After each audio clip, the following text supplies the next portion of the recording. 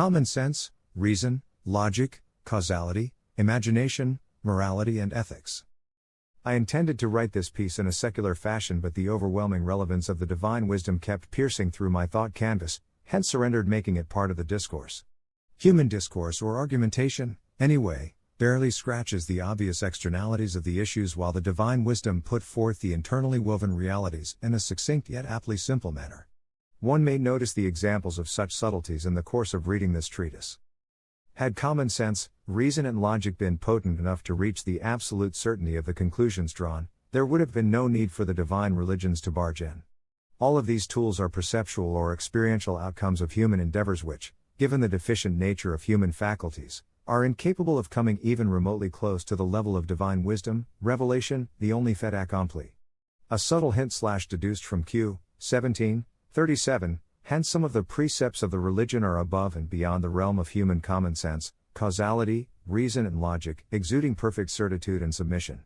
A state of affairs enormously repugnant and conceptually unacceptable to the secularists, anti-religionists and non-believers. Note, similar debate has been going on for long. A brief excerpt is quoted here. The innovative Jamia and their relatives from Ahl al-Kalamasharis and Maturidas fought the greatest battle and contention between the followers of the revealed books and the sent messengers, and between the followers of the Hellenized Jews, Christians and Sabaeans. Those who contradict the revealed texts with their reason, AQL, and think the reason is definitive over the revealed texts. Common sense is really not as common as perceived. Variegated sense perceptions render it somewhat common, partially common, quasi-common or purely individualistic rather than really common in the true sense of the word.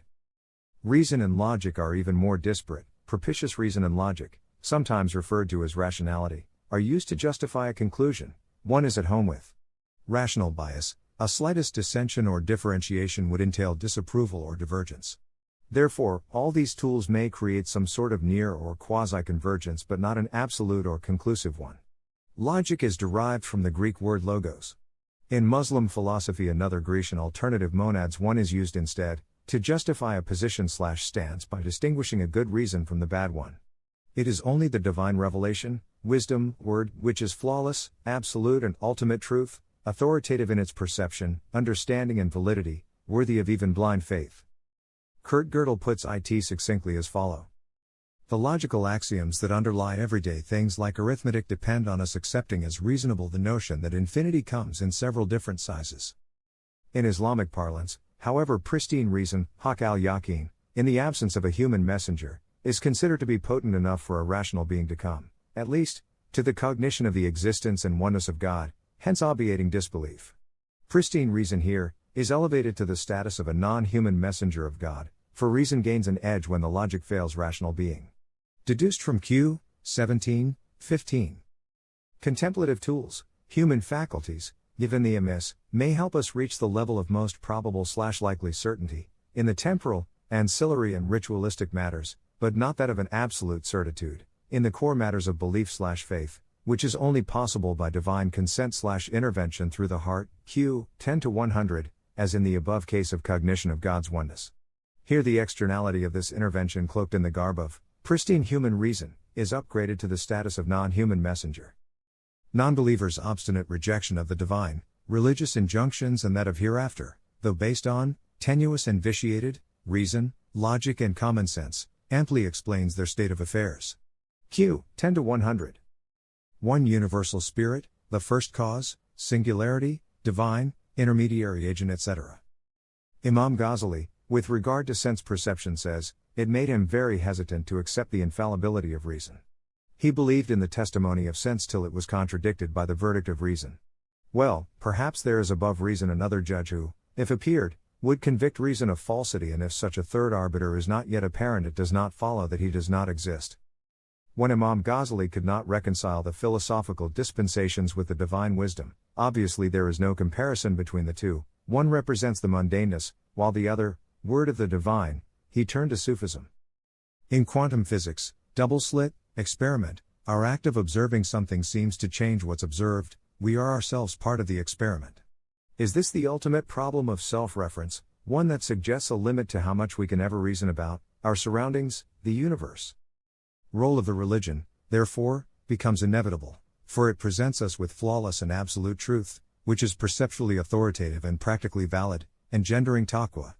Innate reverential fear, awe, of Allah, SWT. Distinct from the usual fear of other agencies.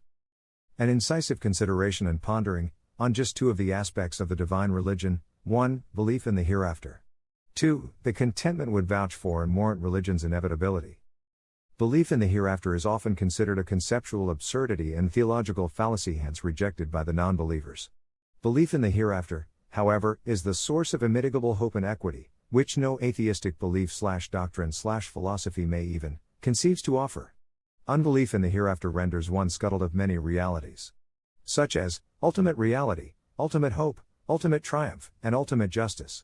One without the belief in the hereafter is like latching onto the event horizon of a black hole of hopelessness and despair. The statistics available on depression/hopelessness resulting in suicide and homicide is a vindication of this fact. Conversely, in the overwhelmingly religious affluent Middle East, there are hardly any such issues, hence no mental hospitals needed. https://shakir2.wordpress.com/2015/08/22/ scuttling the mental capacity/. Contentment is a huge blessing for a rational being. When someone, even a non-believer, is suffering, no relief in sight, distressed/desperate, resorts back to God, is blessed with His mercy. Q. 2762. Overwhelmed with gratitude, he takes a sigh of relief and the most joyous sense of contentment sets in. One's resorting back to God while distressed means on recalcitrant submission, invigorating the innate impulses, meeting the prerequisites of belief in Him, His injunctions, including the belief in the hereafter. Is He not best? WHO responds to the distressed/desperate one when He calls upon Him and removes evil and makes you inheritors of the earth. Q. 2762. Deprived is the one who has been deprived of the reward of enduring distress. Qadr as. Fasting in the month of Ramadan from dawn to dusk is a fine practical example of it, whereby one is patiently content, nafs al-mutmainna, all day long, hoping the accrual of the temporal and divinely rewards at the end of the day. Faculties of thinking and in the exercise of free will, choice, are also signs of deficiency on the part of the creation. Allah does not think but intends, for He is omnipotent, causer of both, the cause and the effect. Nothing wrong/bad may emanate from His essence, Q. 4823, but from His schematic creational activities, such as the creation of rational beings inseminated with good and bad. Indeed, our word to a thing when we intend it is but that we say to it, be, and it is, Q. 1640, on the other hand, when rational beings would exercise the option of intention, in the similar fashion, without thinking and deliberations, it is bound to be fraught with pitfalls, for rational beings are created with an existential amiss. Imagination is of non-local, metaphysical/spiritual, origin, for it traverses both, the local and non-local domain. Therefore, those who accuse believers of worshipping an imaginary God are, unwittingly, admitting this reality. God inculcated, in the constitution of the rational beings, two-pronged sense of imagination, topical and non-topical, a schematic molding, hence the relevance and necessity of divine and divine religion becomes inevitable. God does not think but wills, whereas man's will, choice, subsists in God's will, whereby He equilibrates it with the elements of hope and fear, existential amiss, rendering it rationally operative. Q. 1757. People need religion because it is the blueprint for the functioning of the soul in the temporal realm. Voltaire, an archpriest of rationalism, alludes to this inevitability in a mundanely best possible way: man would have to invent God, even if He does not exist.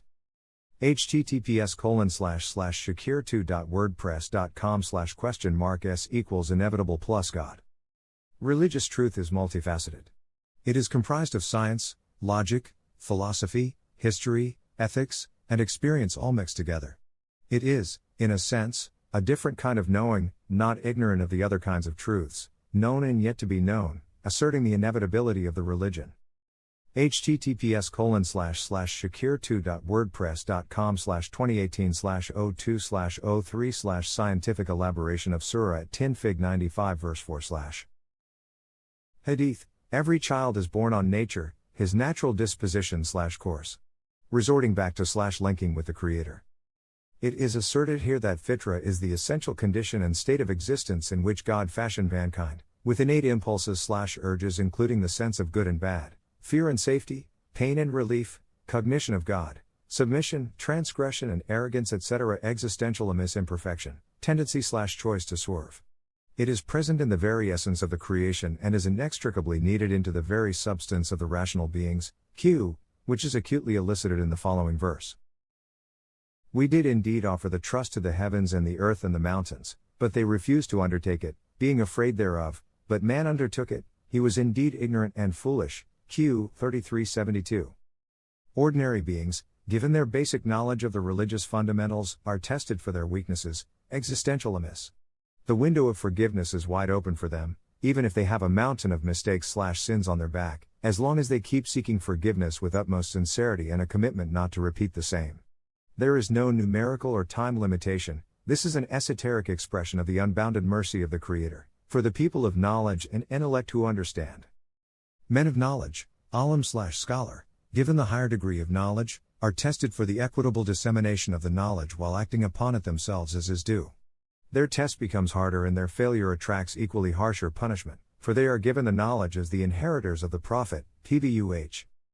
Prophets, given the highest degree of knowledge and the duty of disseminating the message entrusted to them, often face the hardest of the tests for their perseverance, firmness, devotion and endurance instead. They are immunized of the mundanity, existential amiss, to a large extent due to their highest station/status. Protected from major sins, asma/masum, which keeps them even from minor sins but some rare slips. Q. 431. If you avoid the major sins which you are forbidden, we will remove from you your lesser sins and admit you to a noble entrance, into paradise. Q. 431. Hadith. When a companion asked the Prophet, despite being a prophet of Allah, why do you always keep asking for his forgiveness? He replied, for any moment passed without his remembrance. This emphasizes the point that one, regardless of his station, should never be oblivious of the innate existential amiss and always keep asking for his forgiveness. Cause and effect is a phenomenon of the sequential morphing of things/ideas in the space-time spectrum. It, however, can't continue ad infinitum. It also cannot fully transcend back into the metaphysical/spiritual realm. Therefore, becomes unhitched, regressive, and even ineffective. Ex nihilo is an outright negation of temporal phenomenon of causality. God, SWT, the very first, primal, cause, therefore, is the sole cause/causer of the universe. Creational activity in the spacetime realm is known as Kuk/Taklik. When he decrees a matter, he only says to it, be, and it is, Q. 2-117. In the absence of spacetime spectrum, there is but an intention/will, ordinance, amar, of the primal cause, for the matter/idea to come into being. In the metaphysical/spiritual realm, contrary to the physical realm, no material/tangible cause has to exist to produce a material/tangible effect. Divine causality, therefore, is inimitable by the rational beings in the spacetime spectrum. Creational activity in the absence of spacetime spectrum is known as takween. Takween is derived from the word kun fayakun. It is beyond and above the physical laws of the universe and does not need the matter, time or space for a thing to come into existence. Ex nihilo equals out of nothing. Bypassing the temporal physical laws or the temporal causality is also called takween. Creation of Adam and Jesus Christ, put. Temporal causality versus divine causality.